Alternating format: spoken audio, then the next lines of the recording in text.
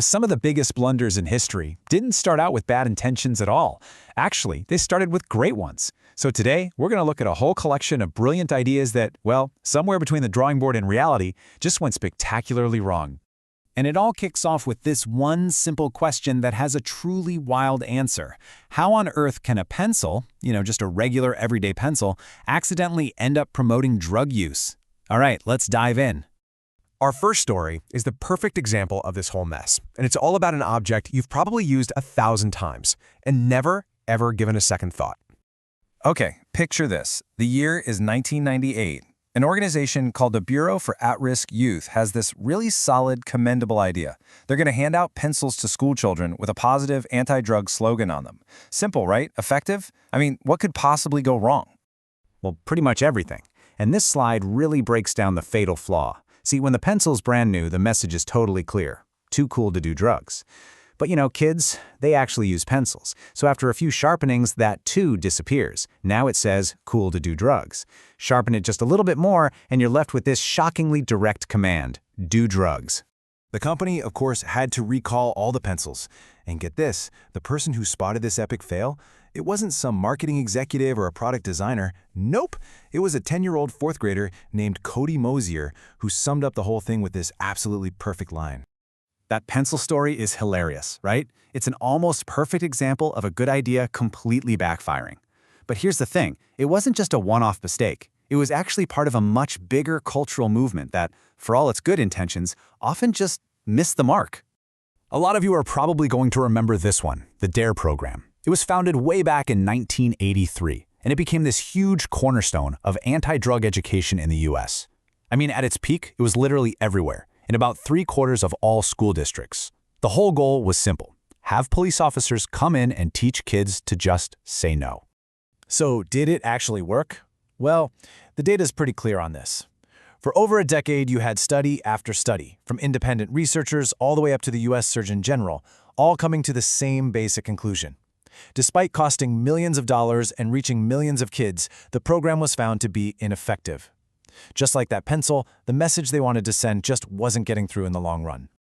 And this whole pattern of unintended consequences goes way beyond just anti-drug campaigns. So let's take a quick little tour through a gallery of other corporate gaffes where things went horribly and in some cases just bizarrely wrong. Okay, first up. Mazda had to recall tens of thousands of cars, not once, but twice. And the reason?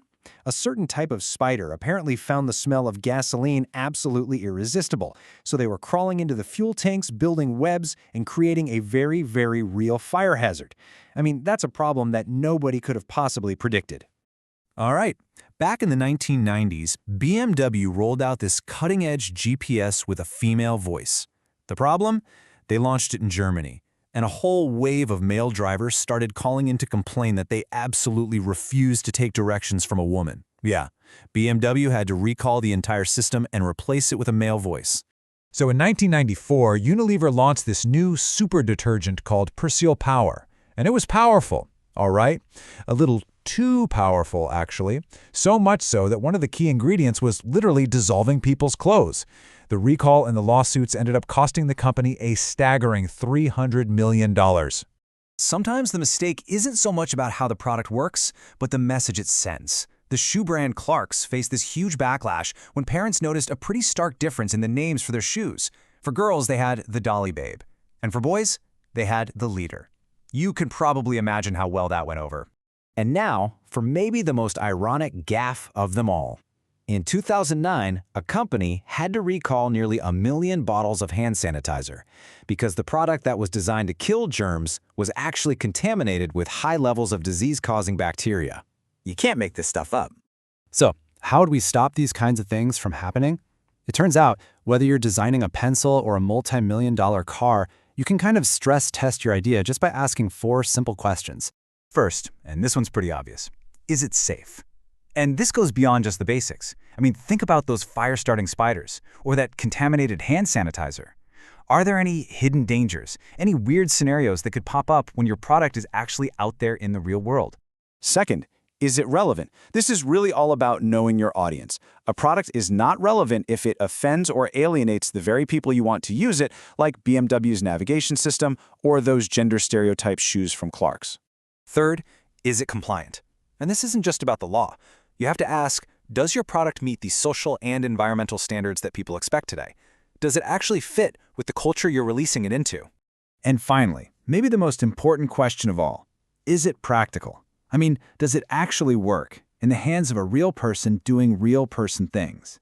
You know, if the team behind that anti-drug pencil had just asked this, they might have actually sharpened one and saved themselves a world of embarrassment. So there you have it. Safety, relevance, compliance, and practicality. It's a really simple framework, but just that little bit of foresight, really thinking through how your idea is going to exist in the world, can be the difference between a stroke of genius and a cautionary tale. So that really just leaves us with one final question to think about. The next time you have a project or a plan or some big idea, just ask yourself, what is my unsharpened pencil? What's the one simple, obvious flaw that I might be completely overlooking? Find that, and you might just save yourself from ending up in someone else's gallery of gaffes.